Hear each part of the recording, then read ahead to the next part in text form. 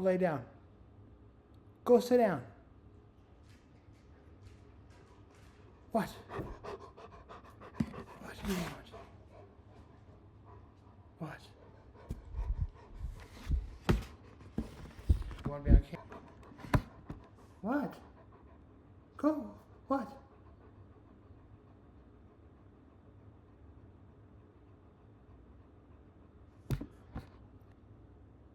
Tell me. What do you want? You want more water?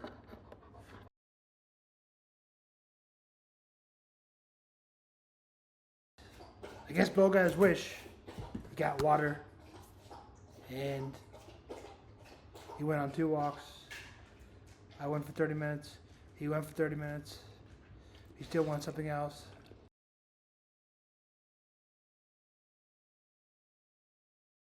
The Kansas City Royals have currently won 6 games straight, trying their franchise record of the most consecutive wins in a single season.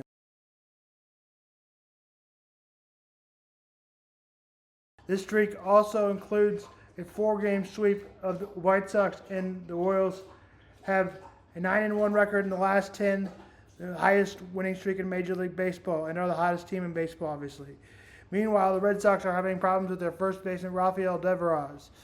Devers is hitting at the Mendoza line, just right over, and he only wants to play third base. Well, when you're batting 100, which means 1 out of every 10 plate appearances, you're getting a hit.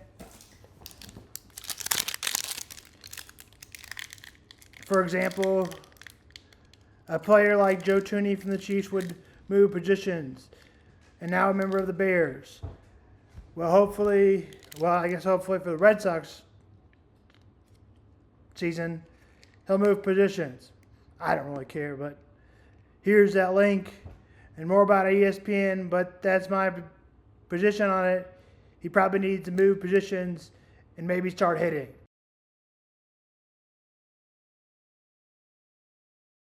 Tonight, the starting pitchers will be Michael Lorenzo, who has an ERA of 4.23, and Hunter Dobbs will go for the Red Sox. Game time in just a minute, 6:40. Cardinals got the sweep this weekend over the Pirates, Monday through Wednesday, and had an off day going into the weekend yesterday. The Nationals play the Cardinals tonight on Friday. The Cardinals are right at 500, and the Nationals are 17-21. The Nationals to host. The game starts at 5:45. Current score of that game is 3-0 Cardinals over Washington. The Cubs are 22-16, but have lost 2 out of 3 Monday through Wednesday to the Giants. That game right now is New York 1, Cubs 0. The NL East is led by the Mets. They have Clay Holmes on the mound. Jameson Taylor is going for the Cubs. NBA, Cleveland Cavaliers, Indiana Pacers, players to watch out for, Donovan Mitchell and Tracy Hilberton. That game is already underway. Score of that game gets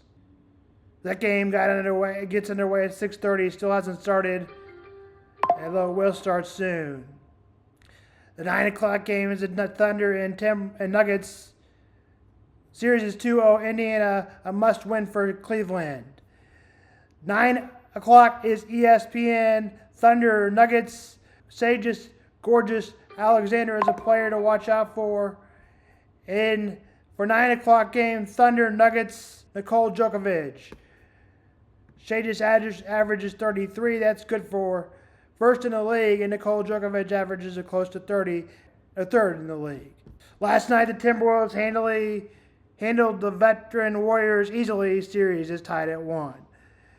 NHL, the Toronto Maple Leafs are up 2-0 against the Panthers, and a must-win for the Panthers at home. Game 3 is tonight.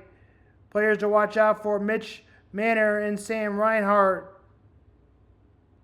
Score of that game is 2-1 Maple Leafs lead, looking for a 3-0 lead, as we said. The Dallas Stars and the Winnipeg Jets players to watch out for, Matt Dutch and Kyle Connor.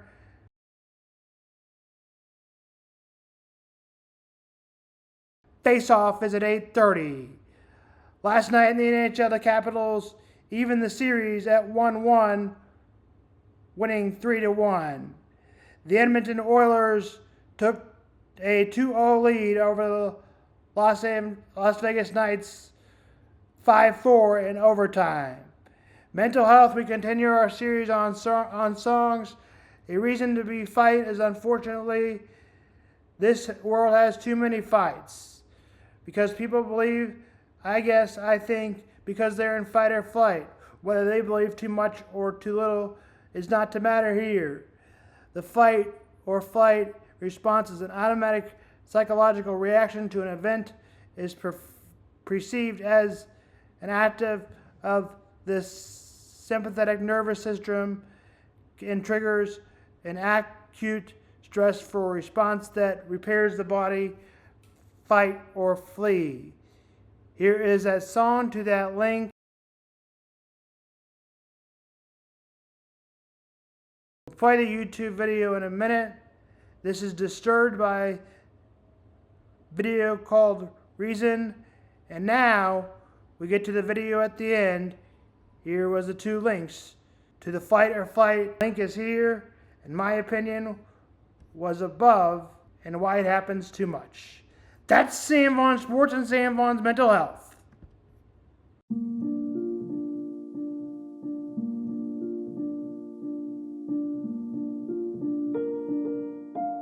So there are 5 symptoms to post-traumatic stress disorder. The first is that you must have experienced a trauma.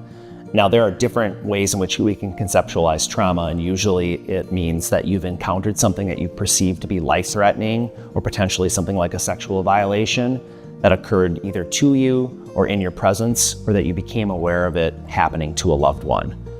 The second area is re-experiencing, and we might know that more commonly as nightmares or flashbacks, but there are other things that count as re-experiencing, including your mind and body putting you on high alert and making you feel as though the trauma is about to happen again. The third area is avoidance, and this is the biggest symptom that you won't see because people are trying their best not to encounter things outside of themselves or inside of themselves that remind them of the traumatic event, which means anything that could seem like a trigger outside of them is something they might want to avoid. Also, experiencing emotions could be a sign that they're in danger.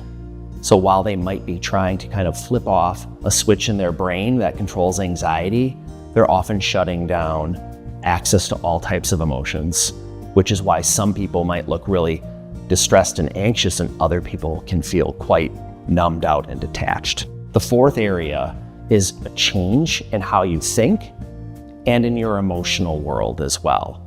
So it's going to alter the way you think about things, and some very common things that people will start thinking about are that, one, that they're responsible for that traumatic event. And this is kind of a confusing one for many people because they're not responsible for the event itself, but in their way to try to solve and perhaps make sure that this doesn't happen to them again, they end up taking more responsibility because I could have done this, I could have done that, I should have done this. And so they kind of outthink themselves. They also start thinking about the world as a much more dangerous place than what they thought it was before. And it leads them to be more cautious. They have a lot more feelings of mistrust.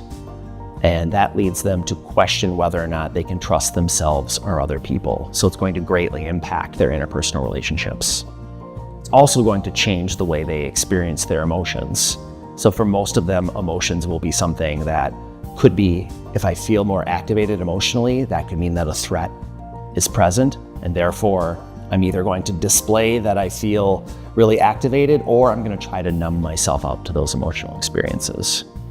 The last area is changes in how our body responds to anxiety. Many people will feel really on edge. We actually call that hypervigilance. I'm always looking around for what could go wrong. They're going to have a hard time relaxing, which means it's hard for them oftentimes to get to sleep. And even if they don't have nightmares, they often have very disrupted sleep and not enough quality sleep. They're going to feel just anxious, jumpy, and on edge most of the time.